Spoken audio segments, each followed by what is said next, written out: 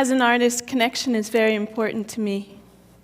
Through my work, I'm trying to articulate that humans are not separate from nature and that everything is interconnected. I first went to Antarctica almost 10 years ago, where I saw my first icebergs. I was in awe.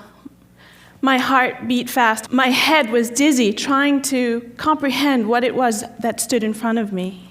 The icebergs around me were almost 200 feet out of the water. And I could only help but wonder that this was one snowflake on top of another snowflake, year after year. Icebergs are born when they calve off of glaciers or break off of ice shelves. Each iceberg has its own individual personality. They have a distinct way of interacting with their environment and their experiences. Some refuse to give up and hold on to the bitter end, while others can't take it anymore and crumble in a fit of dramatic passion. It's easy to think when you look at an iceberg that they're isolated, that they're separate and alone, much like we as humans sometimes view ourselves, but the reality is far from it. As an iceberg melts, I am breathing in its ancient atmosphere. As the iceberg melts, it is releasing mineral-rich, fresh water that nourishes many forms of life. I approached photographing these icebergs as if I'm making portraits of my ancestors, knowing that in these individual moments, they exist in that way and will never exist that way again. It is not a death when they melt. It is not an end, but a continuation of their path through the cycle of life.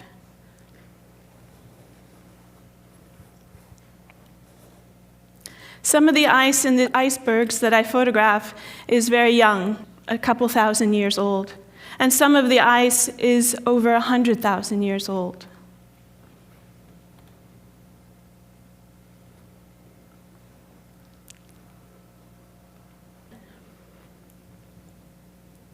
The last pictures I'd like to show you are of an iceberg that I photographed in Kekutosawak, Greenland. It's a very rare occasion that you get to actually witness an iceberg rolling. So here it is. You can see on the left side a small boat. That's about a 15-foot boat. And I'd like you to pay attention to the shape of the iceberg and where it is at the waterline. You can see here it begins to roll and the boat has moved to the other side and the man is standing there. This is an average-sized Greenlandic iceberg. It's about 120 feet above the water, or 40 meters. And this video is real-time.